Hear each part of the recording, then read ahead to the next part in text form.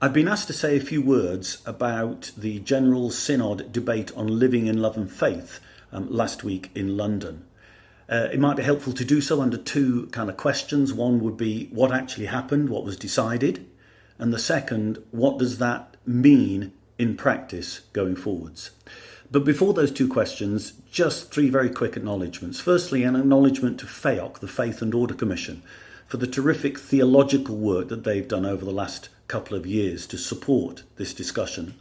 Secondly, to acknowledge and express our thanks for the decision that was made by the House of Bishops back in October of last autumn to only pursue things going forward through due and synodical process. And finally, a thanks to some of the bishops who have been again and again arguing the case for what one might call a biblical or Anglican understanding of these matters. So what about the two questions? Well, what actually happened? What was decided last week? Well, a motion was tabled at General Synod by the House of Bishops, and following a 5-hour discussion was passed. The motion had 4 parts. I won't give you the detail. You can look online if you want to. But the primary outcome of that motion is that 2 new groups will be established, groups to be chaired by bishops and groups which will carry the work forwards. Now, the way I stress that is important because the Archbishop of York was clear in what he said. The paperwork from the House of Bishops was clear, and the programme board, the outgoing LLF programme board, also made it clear that this conversation, this work, must continue.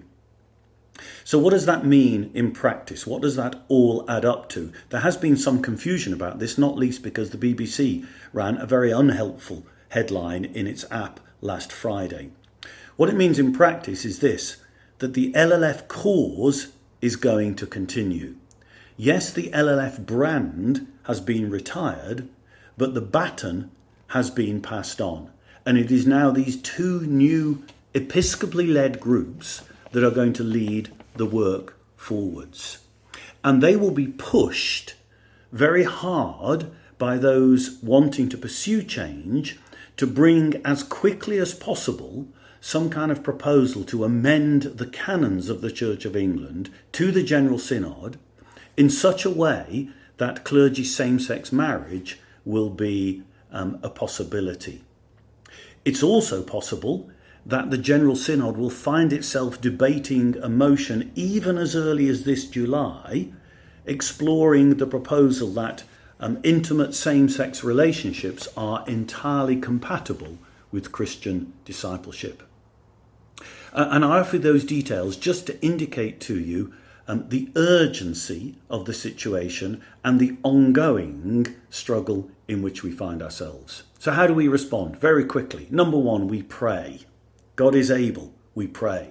Number 2, please get involved in our General Synod election work. These General Synod elections this summer are going to be massively important.